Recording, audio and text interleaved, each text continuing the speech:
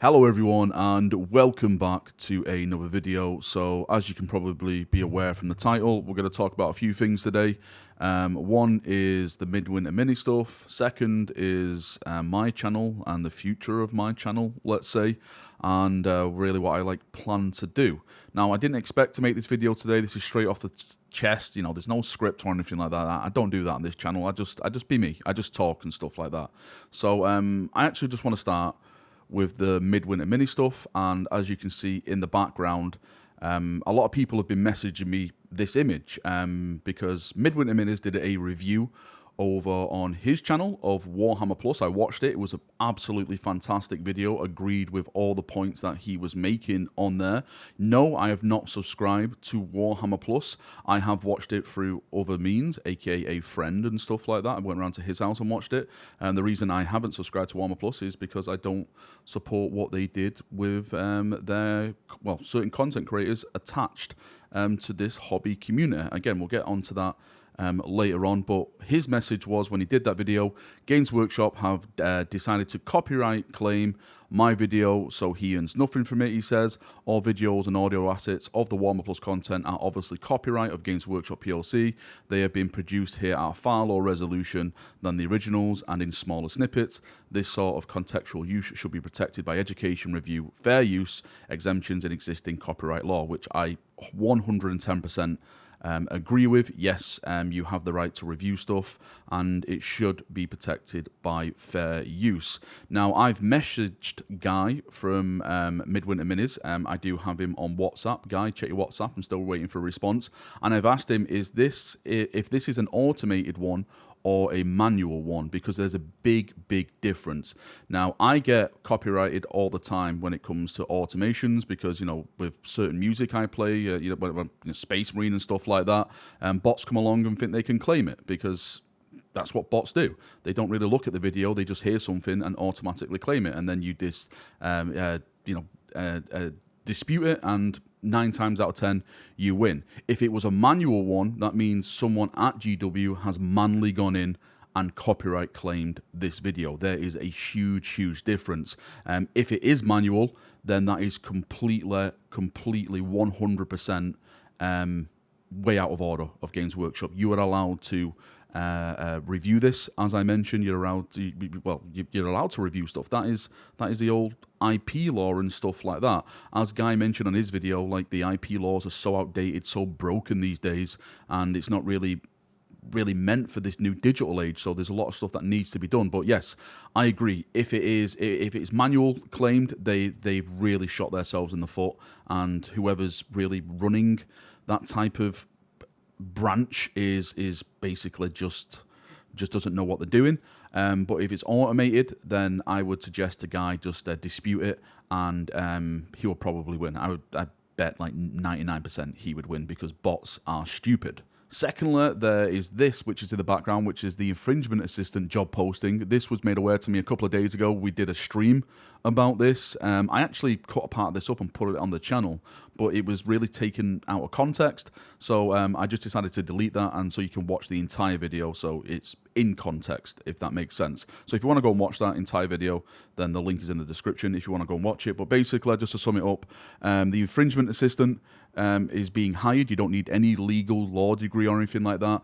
And it seems that they're going to be going after sales platform websites. I say seems to be because that's what it mentions actually on here. It says or sales platform and websites. When they say and websites, does that mean YouTube? I would probably say yes with YouTube, because YouTube is a website, but the main words I was seeing in there is sales. So as I mentioned in my full video, stuff like Etsy and stuff like that, I know we had a little bit of, not a debate, but we talked about certain third-party websites that make like 40k models. Of course, they're not 40k models.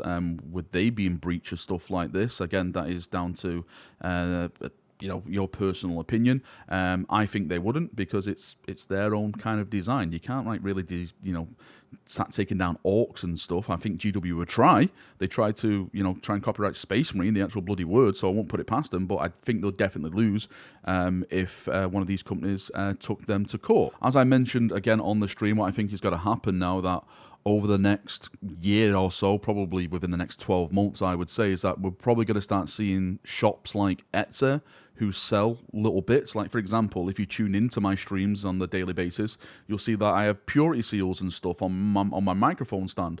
I got all that cool stuff from Etsy, banners, helmets, everything like that you probably see. All from Etsy and stuff, and people which I'm buying products off. I fear that's what Games Workshop is going to be going after now, and for me, I think that is really, really, really crap, because these people are providing a service that Games Workshop is not providing. So I personally don't see any harm in that. Again, I know people will comment on the video saying, well, it's their IP, they have a right to protect it. I'm not arguing about that. I've always said that 40k stands different from Star Wars, from Lord of the Rings, because we are a community which the hobby is based on.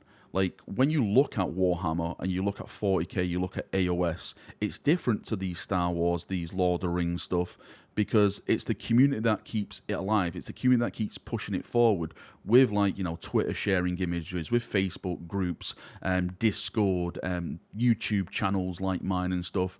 The very, very core of these games is the community. So when Games Workshop basically starts taking down the community or certain aspects of the community, it affects us all. That's why, for me, I don't agree with the methods that they're taking with their IP. Yes, I agree that every company has the right to protect their IP, but the methods they're doing it as is what I don't agree with. And this probably leads us into the next subject, is about me personally, and really my standing within the community, I would say.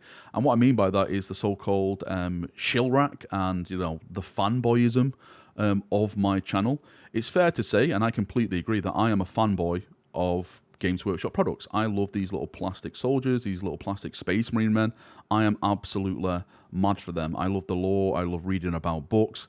Over time, it seems that I've accumulated a so-called nickname called Shillrak, which we actually always banter on stream and stuff. It's kind of become a meme and stuff on our channel. And I understand why people have that type of viewpoint from me. It's because I'm overly positive of Games Workshop, but that really comes down to who I am as a person. I deal with a lot of stuff in the real world. I always see, you turn on the TV and it's so overly negative these days.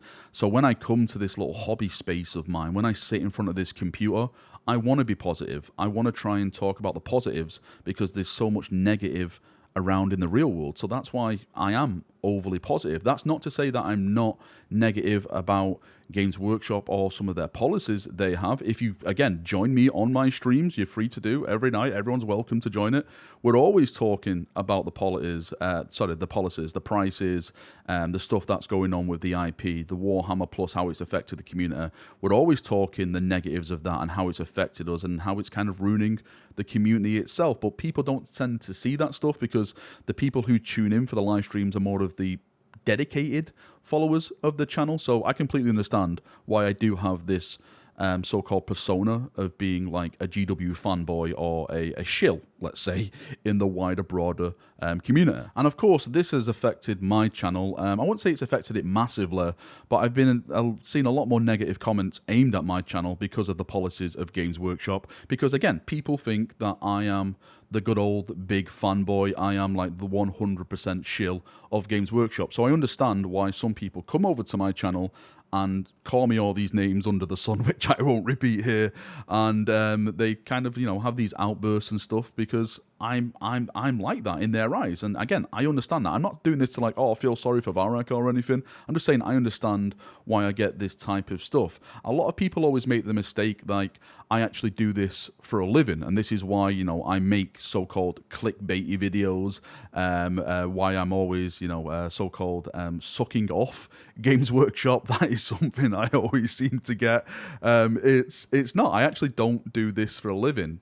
This is just a hobby of mine. I actually have a proper job in the real world, let's say, which gives me all the happiness in the world, which I absolutely love, and I think it's a fantastic job. Again, people assume that I get stuff sent off Games Workshop. They don't send me anything at all. Not one. I've never received one product of Games Workshop. I've never signed an NDA with them. I remember at the start of my channel, I was like, hey, maybe I could get stuff sent off Games Workshop. But the more like my channel expanded and stuff, and the more I enjoyed talking about, leaks and everything like that, I think that road basically was just erased for me for Games Workshop, because I know they don't like the type of content I do when it comes to rumors, because they don't like people talking about upcoming products. That's what I've been told of someone. I don't know how true that is, but I'm going to trust this person because I trust that person. And this probably brings me to the final subject of this video, is really the future of my channel now surrounding all of this.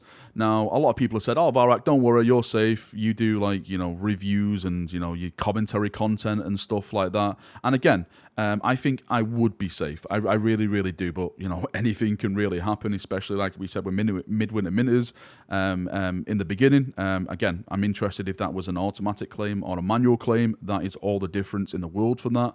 But if Games Workshop did decide to come after some of my videos because they don't like what I'm saying. For example, let's say they came after rumor videos and they take them down and stuff. I'm in a place where I literally can't fight that, because first thing, I don't have the financial aid, and secondly, I don't really have the time to do that. I have a real job, I have a family, and I'd rather dedicate my time towards them rather than battling Games Workshop. If it came to it, I would probably like to cover other content, but the problem is, as we've spoken about on streams, for me to cover other content, I have to be inspired. I know that's kind of maybe a bit of a cringe word, Valrak, to be inspired by something, but the reason I cover 40k so much, as we've mentioned throughout this entire video, is because I absolutely love Warhammer 40,000. I love the lore, I love Primarchs, I love the Imperial Fist, I love it when, hopefully when Rogal Dawn returns. So this is why I wake up every day wanting to talk about 40k, because I'm excited to talk about it.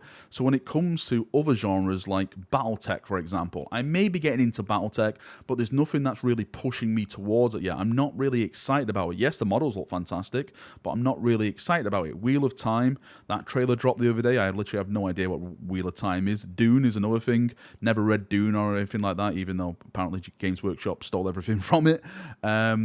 Just all of the genres basically, is that I have to have some excitement about it. So maybe over the course of the months, over the course of the years, I'll read into that stuff and I'll start making different content for different things.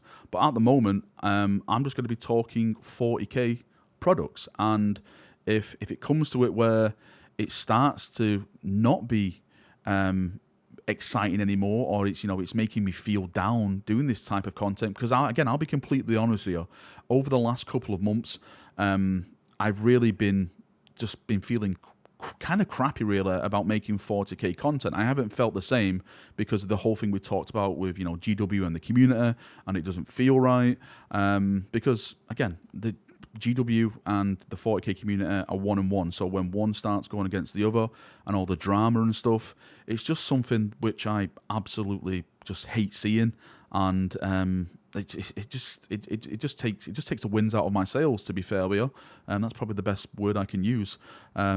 So yeah, if it does that, then I'll probably just stop making videos. I'll be completely honest with you. I'll just stop and just focus on other things in my life. Actually, adding to that right before we wrap up this video, if there's something that I actually have been enjoying over the past couple of months, and again, I said this before, is actually streaming. As I mentioned, coming on and streaming is probably one of the most things I look forward to in the day, meeting new people. So if it did come to it, I'll probably just turn it into a streaming channel over on YouTube, like sack off making videos and just sit here for a couple of hours, 3 or 4 hours, like we do at the night time, just talking with you chaps. I'd rather do that. And again, I don't care about the views. I don't care if it gets 500 viewers, 200 viewers, 20 viewers.